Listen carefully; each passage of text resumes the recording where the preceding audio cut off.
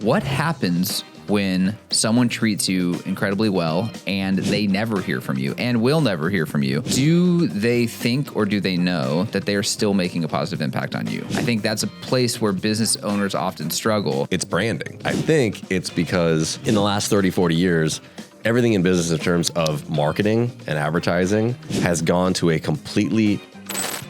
I was once at a Tony Robbins conference and I was in line to use the facilities and I saw the back of Tim Ferriss's head at a urinal.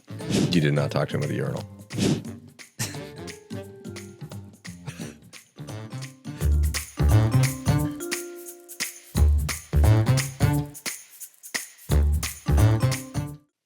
Welcome back to another episode of Who Cares, the podcast for business leaders and entrepreneurs who do. I'm Jeff Jekyll.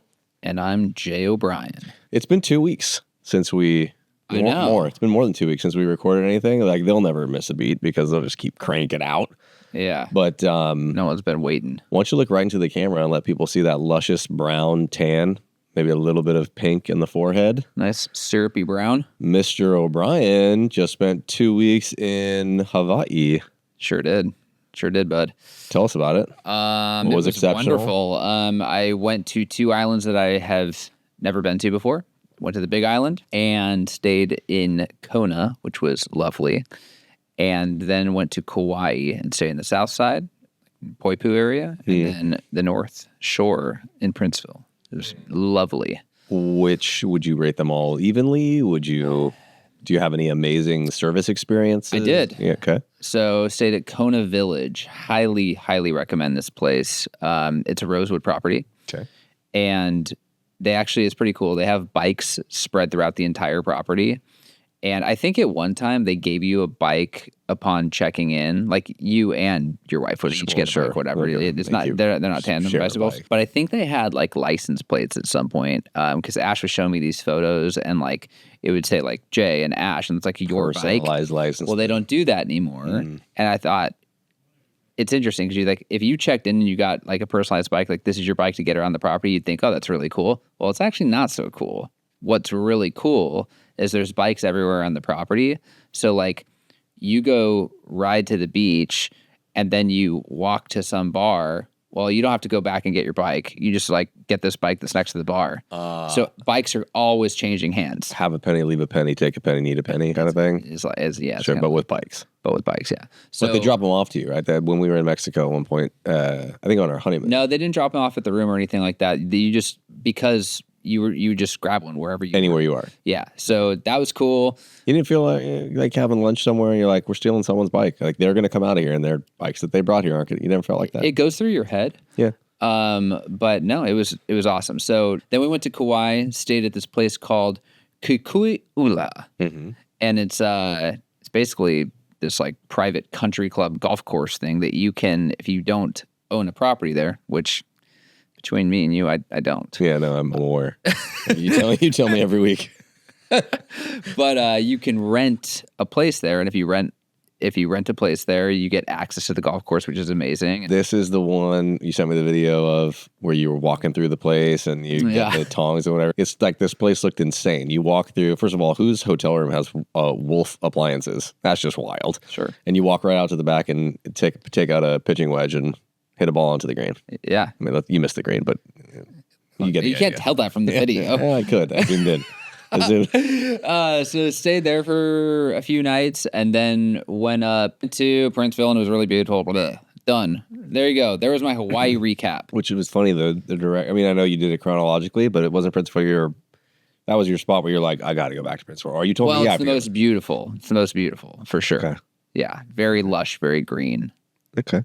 Beautiful. All right. And well, I don't know. What have you been doing the last 2 weeks?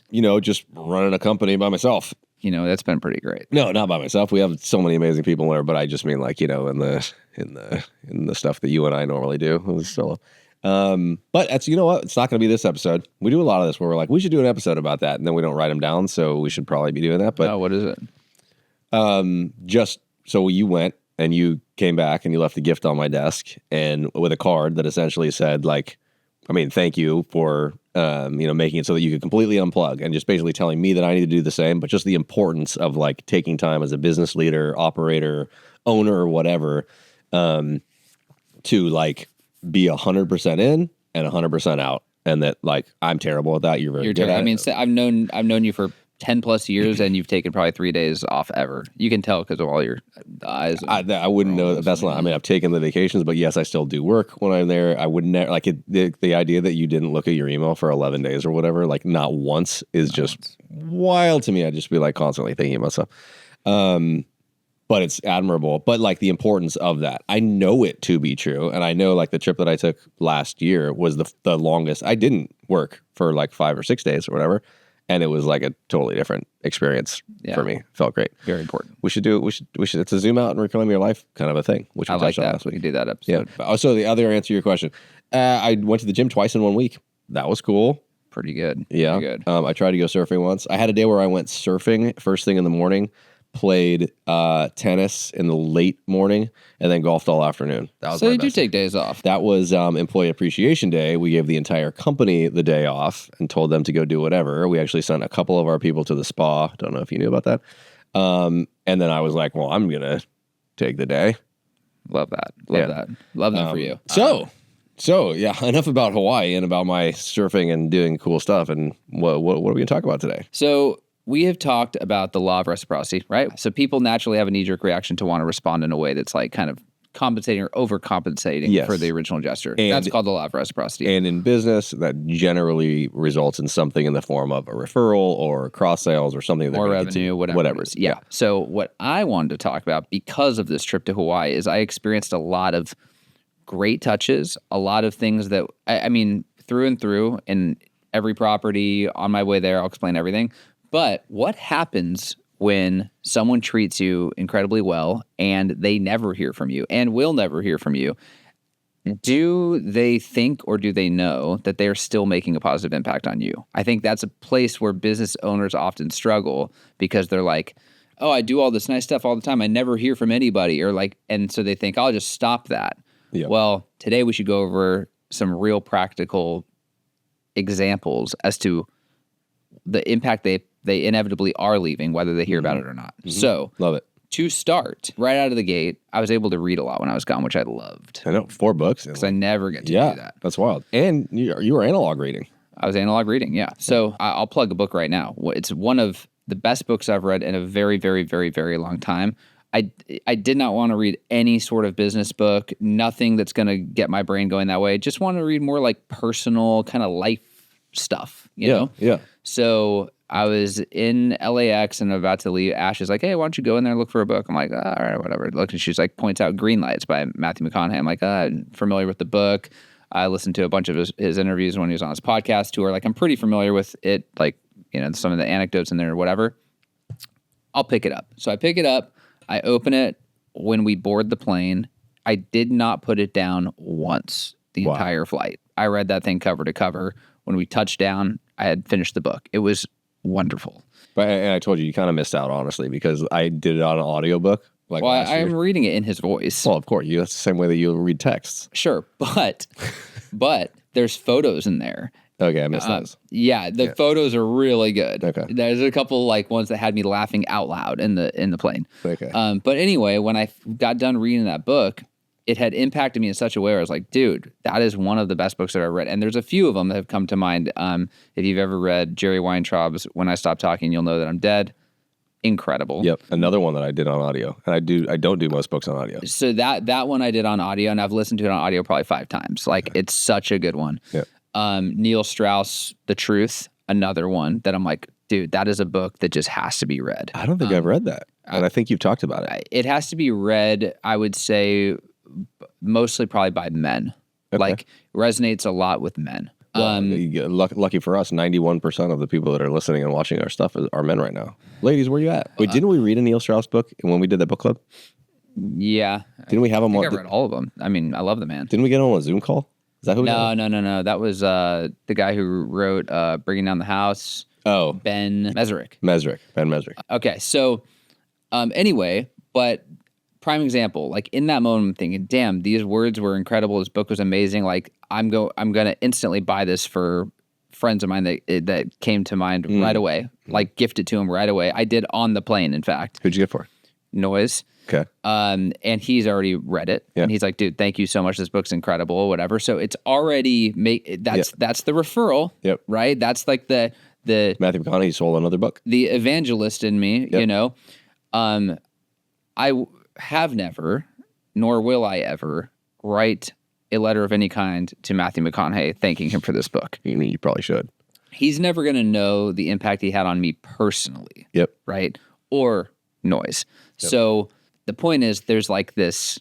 What'd you say when you were my best man? Something about a positive wake in the. No, you leave a wake of positivity behind you. You leave a wake. He moves so fast he doesn't know about the positivity he lives in his wake or something like that. It's really sweet of you. Yeah, let's get that going. Yeah, we can share the whole thing.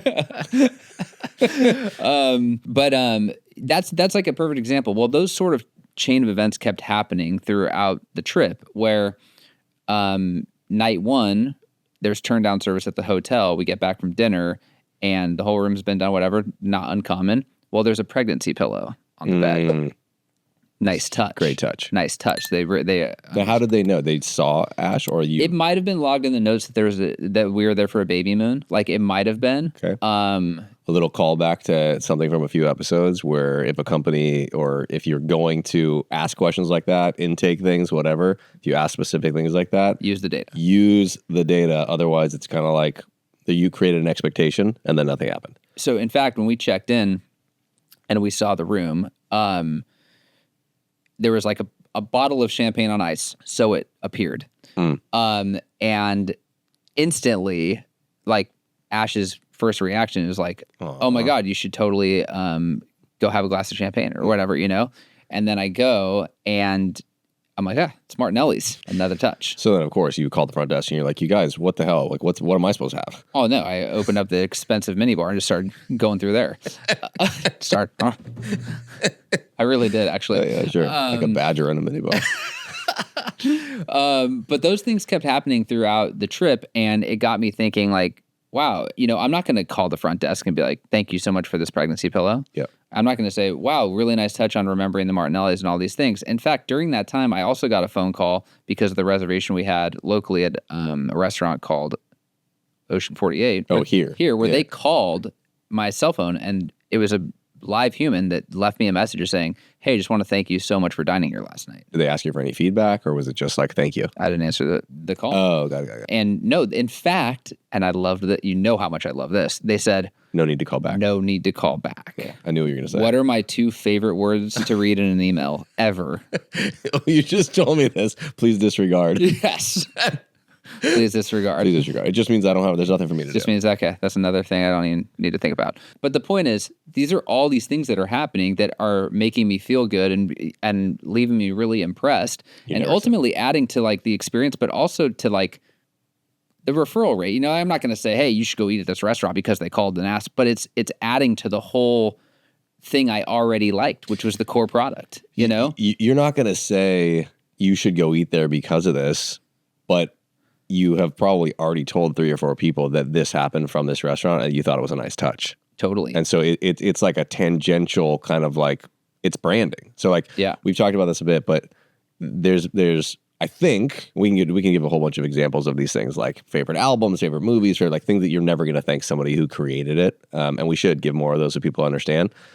But my brain instinctively goes to like, how did we get here? Why is this the case that companies think this way? That a business person will be like, well, if I'm not hearing from them, if they're not directly telling me that and giving me a referral or responding or saying thank you every single time I do something or thoughtful or whatever, then it's probably not working. I think it's because, tell me if this is like going way too deep. In the last 30, 40 years, everything in business in terms of marketing and advertising has gone to a completely trackable, measurable data perspective, right? Whereas 50 years ago, you're putting things up on billboards, you're putting things up in magazines, and like, well, I know the circulation, I know how many eyeballs this is seeing, but you didn't have any way to like measure direct response. And it's gotten to the point where like the evolution of this is now QR codes exist and things like now we can measure absolutely everything. And you've got a lot of marketing dollars that are moving away from, not as many as Gary Vee would like, but that are moving away from less easily measured ways of doing things to totally measurable things. And when folks are doing not a Super Bowl commercial, let's say, but like a billboard, a magazine, awareness campaigns, it's branding. It's not advertising. It's not direct response, but it's letting somebody see you or experience something of your company, of your brand, that gives them a feeling. And it's very subliminal, and it brands. When I say branding, I don't mean like the icon. Think of it as people think of it as a logo, whatever. I literally mean like what does the company stand for? Like what kind of business do you do? What level do you do? When we talk about the difference between Las Ventanas and a Courtyard Marriott. Sorry, we got to find other ones because we're blasting a few different companies. Nothing wrong with the Courtyard Marriott. Nothing at all. Cookies? They the cookie people? No, that's the DoubleTree. Okay. So, but the point is, you're giving somebody an idea of like what you stand for. Like what's your core values? What are your ethos? Whatever. So, like the worst thing that happens when they're doing all these things and doing all these extra touches and whatever, you don't say anything. They have two choices. Like they can either be like, maybe they didn't appreciate it because they didn't respond. We didn't hear a direct response from this. So then they go, and you say this all the time, they might think, let's stop doing that because it's clearly not working. Or they can realize that it's having an impact, whether we hear about it or not, but it's having an impact on the level of, I'm not even asking for a response. It's just, I'm branding us as the kind of company, the kind of resort that would do this, and trust that there's that sentiment, which you can measure sentiment, right? Trust that there's that sentiment. Maybe they measure it in NPS scores, but I think that that's the reason why people are inclined to say, I wonder, I don't think it's working, or I think that it's not working if they don't hear from every single person. Yeah, it's natural. In fact, this is a little off topic, but I was golfing when I was in Hawaii. Naturally, you get set up with people that you don't know and you're golfing with or whatever. So you talk about what you do for work and this and that. And so Client Giant came up and I was like, oh, this is what we do and whatever. With two guys, both of them were like, oh man, like one of them's like a developer and the other guy's a lender. And they're like, this is great. Like I need to use this, whatever, like how people do, right? Oh, I need to use this, whatever. So we've been talking about this for like 10 minutes. The developer's like all bought in, and so is the lender, but like the lender's like, hey, just, I got to ask though, like, it sounds cool, but like, hey, can I customize it? And I'm like, what do you mean? Like, what do you want to customize it to? He's like, well, I mean, we just have a product that like no one else has or whatever. And he's right. He does have a product no one else has, which is great. But I'm like, you're missing the whole point though. Like, we've been talking about this for 10 minutes. You're fully bought in. You totally get it. And you still want to make it a promotional product. Like, people just have this innate, like, they have to do it. Like, they feel like they're going to be missing out if there's not something immediately in it for them, Yeah. And I'm like, let that conversation happen organically and let it happen in a different world. It doesn't need to happen through this like gesture of hospitality in the same breath. What you're saying is he wanted to customize something so that there would be some sort of direct response, like to try to initiate them. Or education in the hospitality touch, saying like, by the way, this is what we do and this is a product you should talk about or learn about or whatever. It's like, because did he want to actually like do things for people that weren't already their clients and customers that wouldn't? No, I think it's still for existing people, but it's like, it's a product marketing thing embedded into this hospitality touch. Yeah. And it's like the two don't coexist in the same thing. I mean, yeah, people sometimes just can't help themselves. But that's going back to this whole obsession with cause and effect, Yeah. Where people go, oh man, I did the 100 pregnancy pillows. Not one single person called the front desk and told us like how much they loved it. Like, so therefore no one loved it. And you're like, no, that's the wrong conclusion. Completely wrong conclusion. Yeah. So the Ocean 48 thing is interesting because if you think about it, I mean, that place, the ambiance is great, food's great, service is great, cocktails are great, everything's great there. But like, imagine if the service was just like fine, like the way it should be for a restaurant, like it wasn't amazing or whatever, but then they followed up with that call. I probably would say, dude, you should go there. And the service is also great. Because that one little touch made me think or feel a certain way. Like, oh, the service is great. You're like, well, is it? It made the service better in your mind, remembering it because of something you did after. Well, the other thing we talk about is a lot is lengthening or making bigger the timeline with which you have to have the business or have the relationship. So like, every other restaurant in the world, not every other, but like almost all of them, your experience with them are from, I mean, guess when you make a reservation, but it's really when you arrive and when you leave. Yeah. And that's it. So even just the idea that they're going to do something afterwards to follow up with you, and it could have been 2 days, 3 days, whatever. How long was it? The next day? It was the next day, yeah. Yeah. So they're right there, they're already standing out. It's not a normal thing, right? I mean, like they've one-upped the entire like normal restaurant experience already. Yeah. Well, I mean, you could say as an exercise right now, think of your favorite album, your favorite book, your favorite experience you've had at a restaurant. Same with a hotel. Like maybe think of 3 or 4 things and in your head. Ask yourself, have you ever directly expressed gratitude to the person who created that experience for you? I can't think of any. I mean, like, I guess to me, there's like a bit of a different barrier there because you're thinking of somebody, if it's an album or if it's a movie or if it's whatever, then it's somebody that's like, feels untouchable. Like, I don't even know how to. But there's fan mail. Sure, you could write fan mail, which a lot of people do. I mean, isn't there like some stat where Taylor Swift gets like 1 million pounds of mail a week or something? I don't follow Taylor Swift like you do. Again, I don't. Anybody gets. I mean, like the people that the musicians that you really like, they get probably 3 to 5 fan mail letters a decade. Yeah, not even that much. I'm gonna start sending you fan mail for Champagne Boulevard. That'd be great. But in the real world, this also happens. This also happens all the time where like you'll be writing like, let's say, handwritten cards, or you'll be doing something for somebody and months, if not years will go by and nobody mentions anything. And then eventually, let's say 2 years later, didn't we have an example where somebody like 2 years later, somebody did something like, by the way, thanks for all the thoughtful things you sent me. Yeah. It's like, but they didn't mention it for fucking 2 years. Yeah, that happens all the time. I used to host a client appreciation event every year, in October. Oh, yeah. Well, I'm taking care of them, every client throughout the whole year with like surprise things and doing all this stuff for them. Like I'd find out they get a dog and so I'm sending them dog treats, like whatever. And sometimes there was a direct thank you, like if it was very personal, but lots of times it's nothing. It's crickets, and then they'd show up to the client appreciation event and they're like, oh, by the way, we love these surprises. And you're like, yeah, I would have never known, Yeah. But I'm not a dum-dum. And so I know when you treat people well, they like that. Yeah. Like, make somebody feel, whoa, crazy. Let someone realize that you care about them, and that feels good. Yeah, it feels good. Yeah. But yeah, I mean, I haven't deliberately like gone out of my way to thank a public figure or something like that unless I met them. And then you would say, which I did. I mean, who? What are you talking about? Do I know it?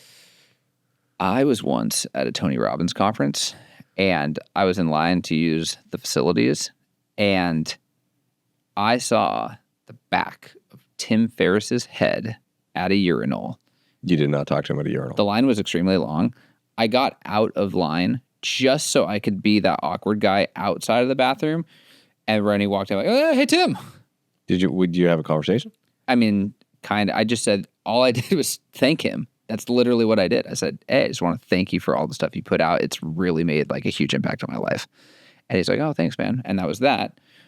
But then it was pretty cool because Tony Robbins always has you like up dancing and singing and kissing your fucking neighbors and stuff like that when kiss your neighbors. Yeah, I mean, he's like, oh, get up and like give people 10 hugs. And you're like, what? And I mean, that's a real thing. Well, Tim Ferriss was sitting behind me. Give him a hug? So, yeah. So I was like, oh, okay, we meet again. So, okay, when companies do things, is it genuine or is it a marketing play? And if the marketing play doesn't go so hot, do they stick to what they did or do they back out of it? Right? If you're saying they do something thoughtful, they're doing something that's like an appreciation. Or something that appears to be thoughtful or appears to be, politically correct or whatever it is, like, oh, we're going to get behind this because it's hot right now or whatever. And then it's like, oh shit, that didn't go so well. Backpedal. It's like, okay, so you weren't doing it because you wanted to get behind this cause. You were doing it to ride this marketing train. For sure. And once it didn't work, you backed out. Yeah, I mean, hot topic issue, but there's probably a lot of that in this entire DEI compliance topic that's going on right now with Target and with Costco and all these things. I mean, this is now at the back out stage, but like you start to question someone's motivation. Well, were you doing this because you really believe in it? or were you doing it because it was what was required or you needed to, and that was your audience was in support of it, so you kind of did it. It's kind of like when, not to take this into the whole other topic, but like it's kind of like when like a brand and what the brand stands for either does or does not side with a political issue. Yeah. That's as vague as you want to. That's as comfortable as uncomfortable. That's like when a company or not a company may or may not do something that's right or wrong. It's either political or it's apolitical. Really, if you think about it.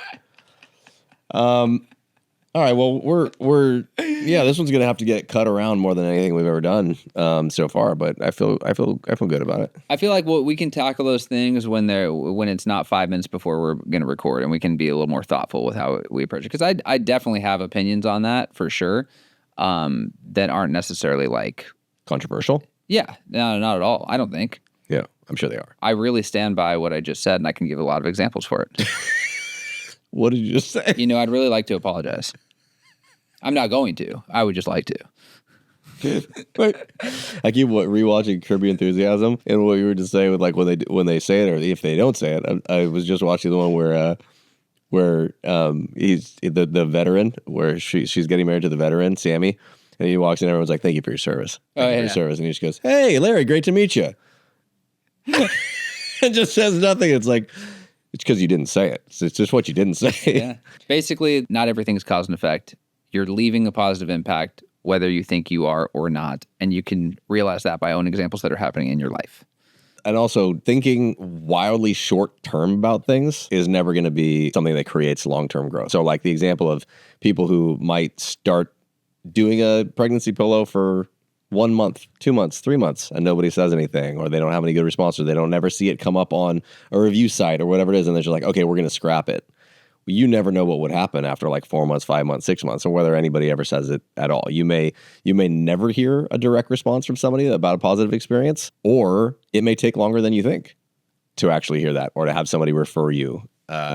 And that you have to think long term. And it's more about like doing things because people like us do things like this. It's more about doing things because they're consistent with who you want to be, not what everybody is appreciating you as. Lovely. Yeah, I could have said that a little more eloquently. All right, as always, do the like, do the subscribe, share this with your neighbor, and give us some questions. We want to respond to them. Yes, I would love that very much so. Yeah. This has been another episode of Who Cares, the podcast for business leaders and entrepreneurs who do.